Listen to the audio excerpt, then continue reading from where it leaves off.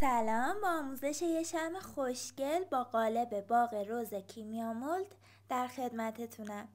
ابتدا باید ظرف ذوب پارافینمون رو دمای ملایم یا دمای غیر مستقیم شعله، مثلا روی کتری بذاریم تا پارافینمون ذوب بشه.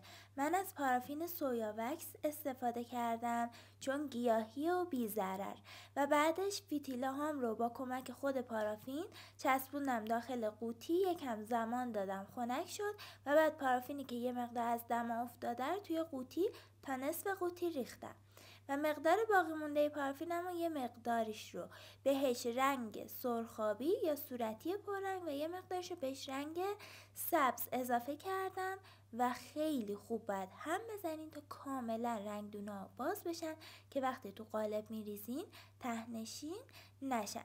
و بعدش قالبمون رو باید با سشوار گرمش کنیم و داخلش رو پارافین بریزیم. چرا؟ چون باید همدما با پارافین باشه که سطح شمعمون پولک و تاول و سفیدک نزنه.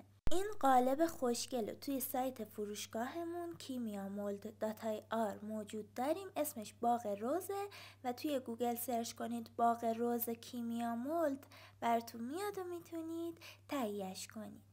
و بعد از اینکه پارافینمون سرد شد دونه دونه قطعات شمعمون رو از قالب جدا میکنیم. برای چسبوندن این شمعای خوشگل روی لایه قبلی نیاز داریم با فندک اتمی یه مقدار به لایه اول حرارت بدیم تا قشنگ شمع روش بچسبن و با سلیقه میچسبونیمشون و یه شمع خوشگل خروجی داریم که هم خوشگل و هم پرفروش.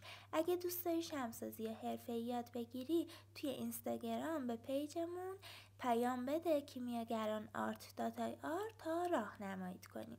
برای اینکه بازم از این آموزشا براتون بذارم و بتونید ببینید حتما کانالمون رو دنبال کنید. هر سوالی هم بود توی کامنت ها بپرسید، با جون و دل بهتون پاسخ میدیم. از 1 تا 10 به این شمع یه نمره بده.